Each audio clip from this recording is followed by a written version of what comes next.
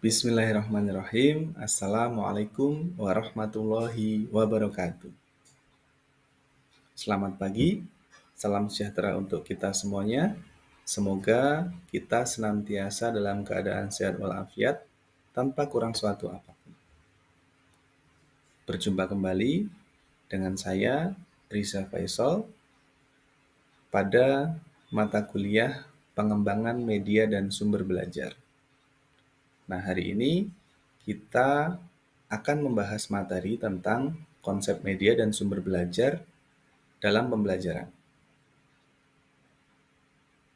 Nah, tujuan pembelajaran kita pada pagi hari ini adalah yang pertama, setelah menyelesaikan pembelajaran, mahasiswa diharapkan mampu menjelaskan pengertian dari media pembelajaran.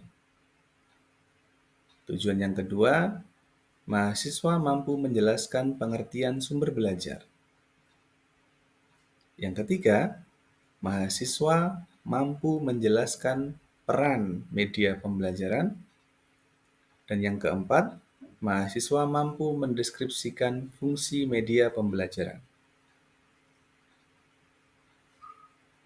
Nah, seringkali kita mengalami kebingungan. Sebenarnya, apa sih media pembelajaran itu? Apa sih sumber belajar itu? Perbedaannya apa ya? Apakah media dan sumber belajar itu sama? Nah, itu yang akan kita bahas pada pertemuan di pagi hari ini. Nah, yang pertama tentang pengertian media pembelajaran dan sumber belajar. Media pembelajaran adalah sarana yang digunakan untuk menyampaikan informasi, konsep, dan pengetahuan kepada peserta didik dengan tujuan untuk memfasilitasi pemahaman dan meningkatkan hasil belajar. Jadi, yang perlu kita pahami bersama adalah media pembelajaran itu sebuah sarana yang digunakan untuk menyampaikan pesan pembelajaran. Ya, contohnya media pembelajaran itu banyak. Media visual, misalnya berupa poster, diagram, grafik, benda nyata, dan sebagainya. Contoh yang kedua, media audio. Artinya adalah media yang mampu ditangkap oleh indera pendengaran.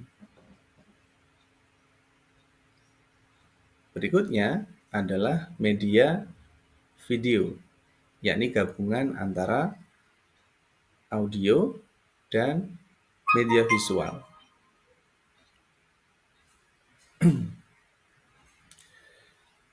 Yang kedua, pengertian dari sumber belajar. Sumber belajar adalah berbagai bahan atau informasi yang dapat digunakan sebagai referensi dan juga materi pembelajaran untuk memfasilitasi proses belajar siswa.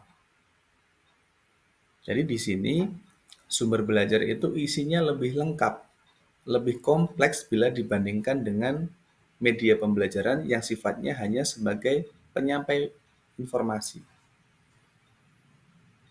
Contoh dari sumber belajar itu bisa artikel, jurnal, buku, modul pembelajaran, multimedia pembelajaran interaktif, dan sebagainya. Jadi, terdapat perbedaan yang jelas antara media pembelajaran dan sumber belajar. Kalau media pembelajaran, tujuannya hanya untuk menyampaikan informasi, menyampaikan pesan, sedangkan sumber belajar adalah berbagai bahan atau informasi yang digunakan sebagai referensi dan juga materi dalam proses pembelajaran.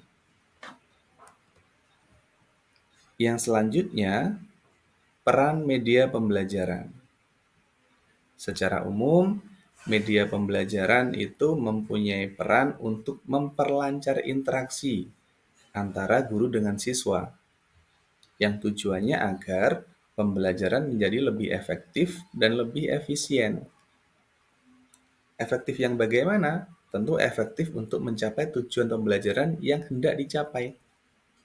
Sedangkan efisien bisa dalam hal waktu, karena setiap kali proses pembelajaran berlangsung, kita selalu dibatasi oleh waktu yang dialokasikan dalam sekali pertemuan atau pembelajaran. Yang berikutnya, peran media pembelajaran secara khusus itu dibagi menjadi 7. Yang pertama, penyeragaman materi. Jadi, agar pemahaman seluruh anak didik kita dalam satu kelas misalnya, itu pemahamannya akan sama, beragam, tidak akan lagi ada yang berbeda-beda. Misalnya, ketika kita menjelaskan sebuah binatang, gajah misalnya, kalau tidak menggunakan media pembelajaran, pasti yang kita gunakan hanya bermodal secara lisan. Dengan verbal, kita jelaskan, gajah adalah binatang yang amat besar. Matanya sipit, telinganya lebar, berkaki 4, ekornya kecil. Bagi kita yang sudah pernah melihat seperti apa bentuk binatang gajah, kita akan langsung paham, oh iya, gajah itu yang seperti itu karena saya sudah pernah melihatnya. Namun bagi anak didik kita yang belum pernah melihat seperti apa bentuk binatang gajah, mereka akan hanya bisa membayang-bayangkan saja, mengangan-angankan saja. Kira-kira bentuknya seperti ini. Oh, hewan kaki 4. Matanya sipit, badannya besar, telinganya lebar, ekornya kecil. Bisa jadi ketika kita jelaskan secara verbal, pemahaman anak didik kita ini antara yang satu dengan yang lainnya akan berbeda. Namun, ketika kita menggunakan sebuah media pembelajaran, entah itu berupa gambar, poster, maupun video tentang binatang gajah, maka pemahaman anak didik kita akan sama, tidak akan lagi berbeda. Yang kedua, pembelajaran menjadi lebih jelas dan menarik. Pasti ketika menggunakan sebuah media, kita menunjukkan gambar, menunjukkan video, itu akan menjadi lebih jelas dan menarik bagi anak-anak. Apalagi kalau anak-anak kita ajak untuk datang ke kebun binatang yang ada binatang gajahnya.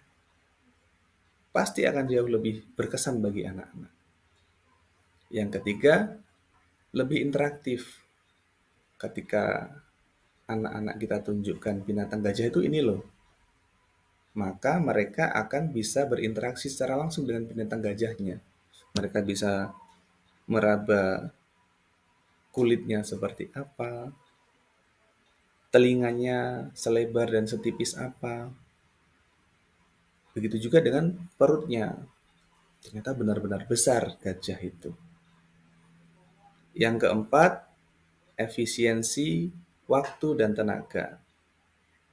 Tentu saja, ketika kita memanfaatkan sebuah media pembelajaran, kita tidak akan capek-capek menjelaskan secara lisan begitu. Maka, waktu yang kita manfaatkan pun akan tidak terlalu panjang. Peran khusus yang kelima yakni meningkatkan kualitas pembelajaran. Pasti ketika anak-anak merasa pembelajaran itu menjadi lebih menarik, bisa berinteraksi dengan apa yang sedang mereka pelajari, maka kualitas pembelajaran itu akan semakin bagus karena tujuan pembelajarannya dapat tercapai bagi anak-anak. Yang keenam, peran khususnya adalah dapat diakses kapan saja dan di mana saja. Apalagi saat ini kita berada dalam era digitalisasi yang mana media pembelajaran itu sebaiknya bisa diakses kapan saja dan di mana saja oleh anak-anak. Tidak lagi terbatas hanya ketika kita bertemu dalam kelas saja, hanya di pagi hari saja.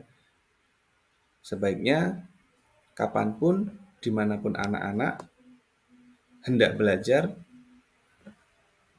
media pembelajaran ini dapat diakses dan dibuka kapan saja oleh mereka. Yang terakhir, menumbuhkan sikap positif bagi siswa.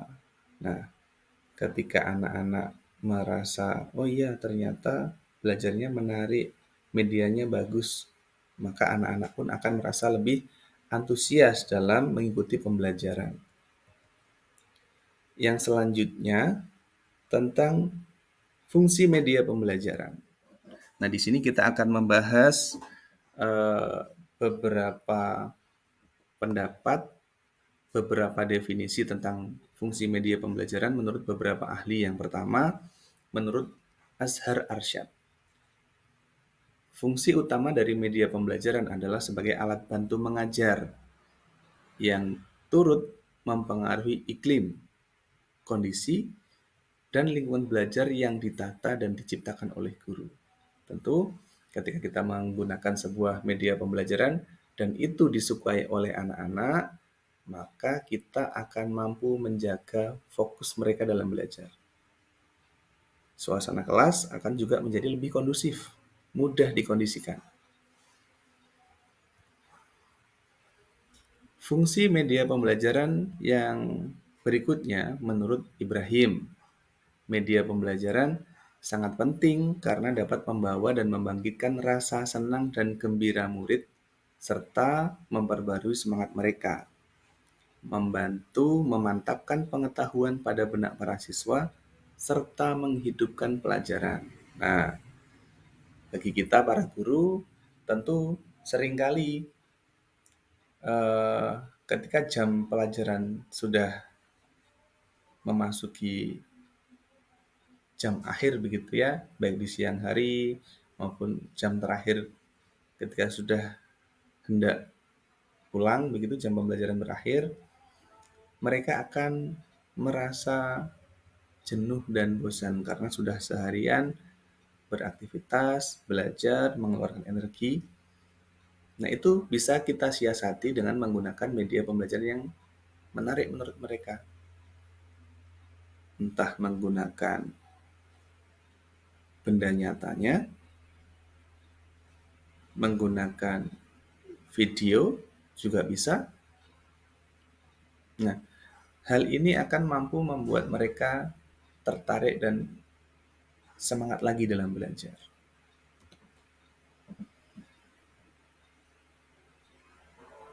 Fungsi media pembelajaran yang berikutnya menurut Yunus, media pembelajaran lebih besar pengaruhnya bagi indera dan lebih dapat menjamin pemahaman.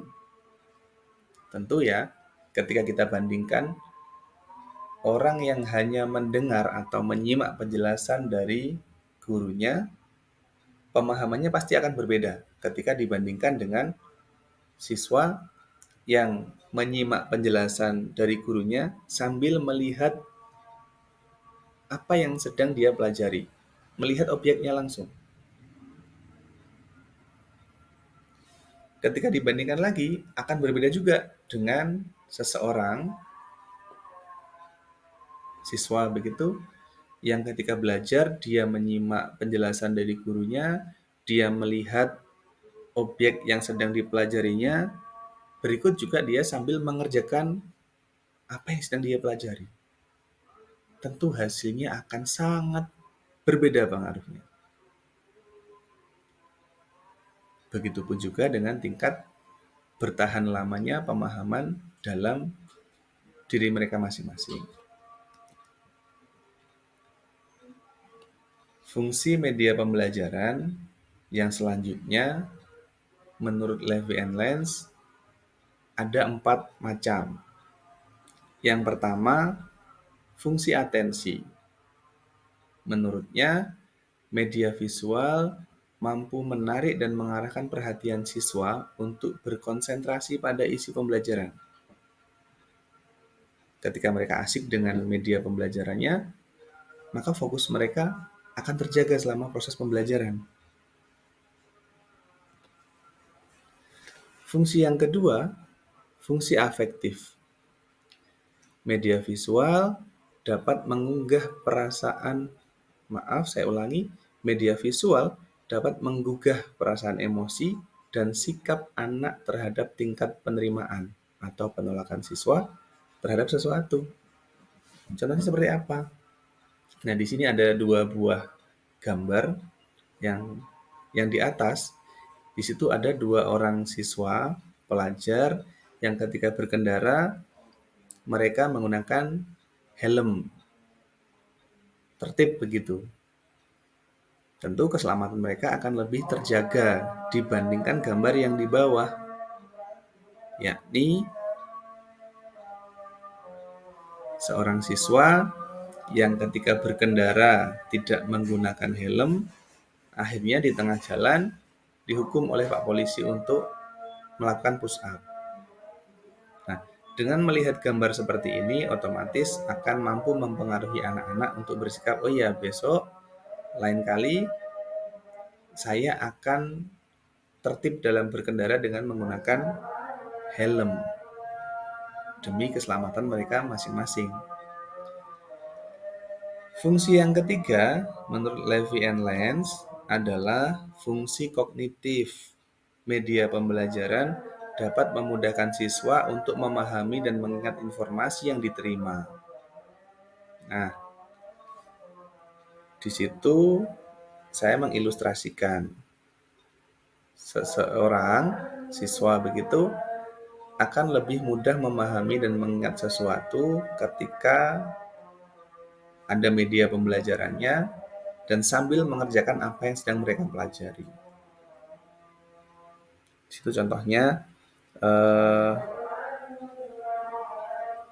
praktik merawat jenazah hingga mengkafani. Tentu bagi siswa yang ikut praktik akan lebih paham dan lebih ingat apa yang telah mereka kerjakan. Bagaimana memandikan jenazah, bagaimana mengkafani jenazah, berapa tali yang harus mereka ikat, letaknya di mana saja, itu akan lebih mudah difahami dan diingat oleh anak-anak. Fungsi yang terakhir menurut Levy and Lenz, yang keempat adalah fungsi kompensatoris. Jadi media pembelajaran visual dalam hal ini dapat membantu siswa memahami isi teks, terutama bagi siswa yang lemah dalam membaca.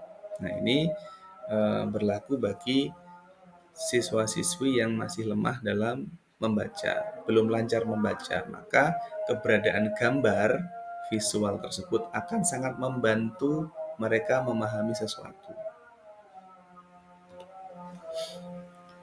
Yang berikutnya, media pembelajaran yang efektif itu harus memenuhi beberapa kriteria.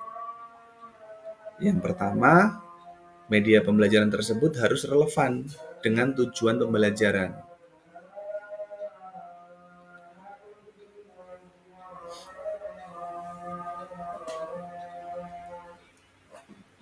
Jadi, media yang digunakan itu harus mendukung terhadap tujuan pembelajaran yang hendak dicapai. Yang kedua, media pembelajaran tersebut harus user-friendly, mudah digunakan, baik bagi gurunya maupun siswanya.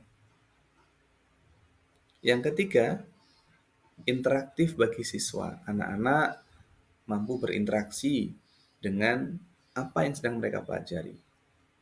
Itu akan menjadi lebih bagus dan lebih efektif. Yang keempat, terkait efisiensi waktu dan tenaga.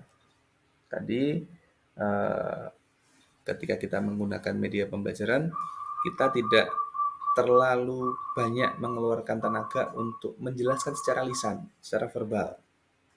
apa yang hendak kita sampaikan. Yang kelima, visualisasi yang jelas akan mampu memudahkan anak-anak dalam memahami sesuatu. Jangan sampai dengan menggunakan media pembelajaran justru malah akan membingungkan bagi anak didik kita. Yang terakhir, yang keenam, aksesibilitasnya harus mudah bagi guru dan siswa untuk memperoleh maupun menggunakan media pembelajaran tersebut. Misalnya, kalau siswa-siswi kita tidak punya gadget, tidak punya HP, tidak punya laptop, ya jangan menggunakan media yang membutuhkan gadget untuk penggunaannya. Harus yang mudah digunakan dan dipakai oleh anak didik kita. Nah, saya rasa itu yang dapat saya sampaikan pada pertemuan kali ini bagi teman-teman mahasiswa. Bila ada yang hendak ditanyakan, silakan ditulis pada kolom komentar di bawah, nanti kita akan berinteraksi di situ. Nah, semoga yang kita bahas hari ini bermanfaat untuk kita semuanya. Dari saya kurang lebihnya saya mohon maaf. Saya akhiri. Billahi taufik wal hidayah. Wassalamualaikum warahmatullahi wabarakatuh.